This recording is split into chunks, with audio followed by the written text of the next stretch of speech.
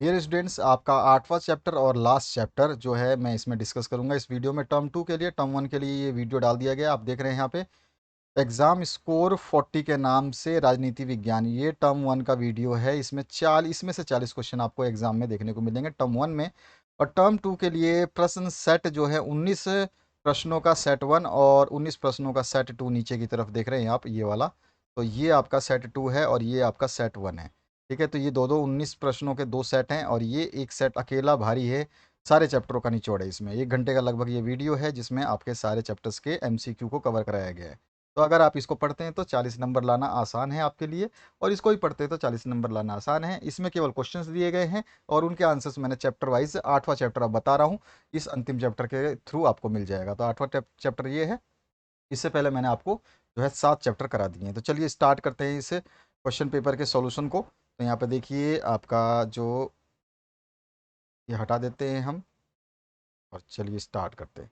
तो ये है पहला आपका जो 8वां चैप्टर, हालिया समय में मुद्दे और चुनौतियाँ, रीसेंट इशू एंड चैलेंजेस। जो आपका चैप्टर है इससे आएंगे क्वेश्चंस। उन क्वेश्चंस को देखते हैं, 2 नंबर के क्या बन सकते हैं, 3 नंबर के और 5 नंबर के। तो पहला जो आपके क्वेश्चन देख रहे हैं, भूमंडलीकरण क्या होता है, तो इसका अर्थ आपको बताना है। उदारीकरण क्या होता है, बहुत कॉमन क्वेश्चन है ये। दोनों में से एक क्वेश्चन जरूर आने की संभावना होती है। साथ साथ में संप्रदायवाद कभी कभी इनको रिप्लेस कर देता है, तो इसको भी आपको समझ लेना है।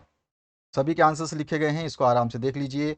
इसके बाद में पूंजीवादी का विनिवेशीकरण किसे कहते हैं और राज्य की सकारात्मक क्रिया किसे कहते हैं। ये सारे क्वेश्चंस जो है 1984 के चुनाव में कांग्रेस ने कितनी सीटें जीती थी, ये क्वेश्चंस जो हैं आपके बोर्ड में आते हैं और वही क्वेश्चंस यहाँ पे दिए गए।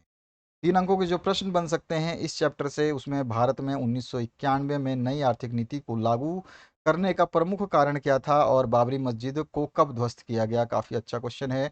कभी कभी ये जो है एमसीक्यू भी बन जाता है, तो इसको आपको ध्यान रखना है कि इसमें से एमसीक्यू भी बनाए जा सकते हैं। ऐसा ज़रूरी नहीं है कि जो 1 वर्ड के आंसर है, केवल सन वाले आंसर है, उनमें आपके लिए बड़ा क्वेश्चन ही बने। तो ये ज़रूरी नहीं होता है, बाकी मैं आपको केवल गाइड कर रहा हूँ। आगे चलते हैं नेक्स्ट क्वेश्चन की तरफ। अगर आप देखते हो तो यहाँ पे 2002 का जो गुजरात दंगा था उसका महत्वपूर्ण कारणों में आपको बताना है कि क्या रहा था।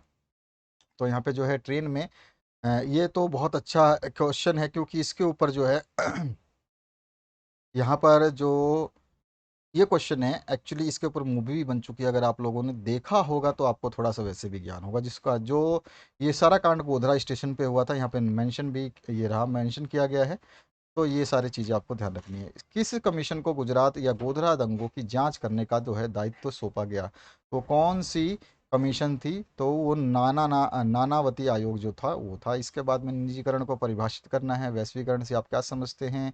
इसका नेक्स्ट है वैश्वीकरण क्या है, आपको पूछा जा सकता है। सीबीएसई 2009 में आ चुका है क्वेश्चन है। सीबीएसई 2013-14 में आपका बोर्ड जो है सीबीएसई के क्वेश्चनों को ज़्यादा देता है, ये एकदम 100% फिक्स है। और मैं जितने भी वीडियोस डाल चुका हूँ आप उनसे पढ़ चुके होंगे और आपके पास में ये भी मिला होगा कि उनमें से ही क्वेश्चन आए हैं। उदारीकरण क्या है, बाबरी मस्जिद किस मुगल शासक के आदेश पर बनवाई गई थी। इसके अलावा जो है किसी एक उद्योग का नाम बताइए जिसकी स्थापना के लिए लाइसेंस प्राप्ति अनिवार्यता है। कोई भी एक उद्योग आपको बताना है।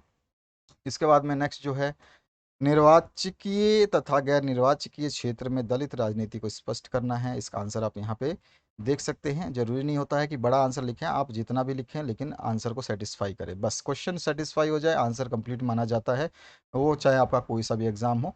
यहाँ पे मैं तो आपको 12th की बात कर रहा हूँ। आप चाहे अपने स्थानांतक परीक्षाओं में जाएं, जैसे कि आपके जाते हैं डिग्री लेने के लिए, तो डिग्री में भी आपको उतना ही लिखना होता है जितनी अनिवार्यता है। उससे ज़्यादा एक्स्ट्रा लिखने से एक्स्ट्रा नंबर नहीं मिलते। तो ये चीज़ आपको ध्यान रखनी है।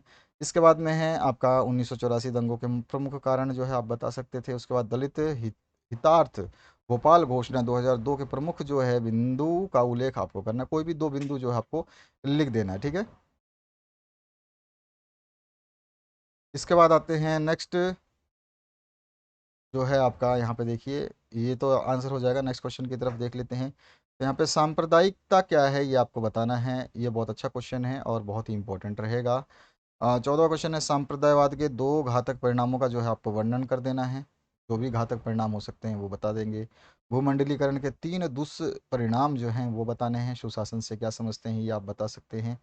तो इस तरह से आपके जो क्वेश्चंस हैं आप देख सकते हैं यहाँ पर सारे के सारे क्वेश्चंस मैं बता रहा हूँ। इनमें से आपको एग्जाम में 100% जितने भी डाले गए हैं क्वेश्चन, उनमें से ही आपको एग्जाम में देखने को मिलेंगे। तो यहाँ पर जो है ये क्वेश्चन आप देख लीजिए, इसका आंसर आप देख सकते हैं। भारत में दलित राजनीति के प्रमुख तत्व, तो 5 अंकों के जो इस चैप्टर से प्रश्न बन सकते हैं उनको देख लीजिए। तो इसमें भारतीय राजनीति में दलितों के उदय और उनकी भूमिका का जो है आपको विवरण देना है या विवेचन करना है। बात एक ही होती है, डिस्क्राइब करना है। सिंपल सी बात है, डिस्कस करना उसके बारे में। और यहाँ पर जो है उसका आंसर है, यहाँ पे नीचे की तरफ ये देखिए आप, और भी पार्ट्स है इसके, इसको देख लीजिए आप। इनमें से सारे के सारे लिखने की कोशिश ना करें, क्योंकि बहुत बड़ा लिख देंगे और इतना समय आपके पास नहीं रहेगा। तो आपको कम से कम लिखना है जितना आपसे सही तरीके से याद हो जाता है। तो इनको देख लीजिए और ये है आपका क्वेश्चन का आंसर। सांप्रदायिकता क्या है और भारतीय राजनीति पर इसके प्रभाव कैसे हैं, मतलब आपको बताना है। संक्षिप्त में लेख पूछ सकता है, कुछ भी पूछ सकता है, तो आप इस तरह से जो है बता सकते हैं सांप्रदायिकता क्या है। बहुत ही इंपॉर्टेंट रहेगा, ठीक है। यहाँ पर देख लीजिए पूरा क्वेश्चन आपके सामने है। और भी बता देता हूँ आगे की तरफ, ये रहा। और इसका थोड़ा सा बचा हुआ पार्ट यहाँ पे, तो आपको उतना ही लिखना है जितनी आपको आवश्यकता लगती है, ठीक है। तो यहाँ पर तो डिटेल में बताया जाएगा, क्योंकि आधा अधूरा तो बता नहीं सकते, तो हम तो डिटेल में बताएंगे आपको। लेकिन आपको कितना डिटेल उसमें से लिखना है वो आपके बोर्ड एग्जाम में बचे हुए टाइम पे डिपेंड करता है, कि आपके पास समय कितना है, आप कितना लंबा खींच सकते हो, ठीक है। ये चीज़ आपको थोड़ा सा ध्यान रखना है। सुशासन क्या है, ये तो आपको 1-2 अंकों में पूछा जाता है, लेकिन इसकी विशेषताएं क्या हैं, तो आप जो है थोड़ा सा समझाएंगे सुशासन की विशेषताएं क्या हो सकती हैं। ये सारी चीज़ें इसमें आ जाती हैं। तो यहाँ पे देखिए विशेषताएं लिखी गई है पॉइंट वाइज, तो इसी तरह से पॉइंट वाइज लिख देंगे, 4 पॉइंट 5 पॉइंट, तो आपका जो है पेपर आसान हो जाता है। आतंकवाद का आशय क्या है, या सुरक्षा के लिए नए खतरे के रूप में आतंकवाद का जो है वर्णन करना है आपको। ऑल इंडिया 2017 सीबीएसई में क्वेश्चन पूछा जा चुका है। थोड़ा सा समझ के इसको याद करना और अच्छे तरीके से जो है लिखने की प्रैक्टिस कर लेना। सब चीज़ें अभी आपके पास समय है, इतना कर सकते हो। राम जन्मभूमि बाबरी मस्जिद विवाद पर टिप्पणी पूछी जा सकती है। हालांकि ये मुद्दा जो है बाबरी मस्जिद का हालांकि शांत नहीं हुआ, लेकिन राम जन्मभूमि का शांत हो चुका है। आप जानते हैं जैसा कि वहाँ पे राम मंदिर बनाया जा रहा है। बाबरी मस्जिद का ढांचा कब गिरा दिया गया था, ये आपसे पूछा जा सकता है इस तरह से भी। तो इसको भी आप थोड़ा सा इसमें से पॉइंट इसमें लिख सकते हैं। तो इस तरह से ये आपका आंसर हो जाएगा। तो ये था आपका पूरा का पूरा सॉल्यूशन चैप्टर 8 का और अंतिम चैप्टर पॉलिटिकल साइंस का। तो इसके लिए बने रहिए चैनल पे, आपके एमसीक्यू के 2 वीडियो अलग से देने वाला हूँ। उसके लिए थोड़ा सा आपको वेट करना होगा, क्योंकि उसको थोड़ा सा बनाना होगा। तो देखते हैं आपके कल या परसों तक आपको दे दिया जाएगा। Thank you very much, have a good day. दूसरों के साथ शेयर करना बिल्कुल ना भूलें, ताकि उनकी भी मदद कर पाएँ आप। आपके एग्जाम्स के लिए बेस्ट ऑफ लक।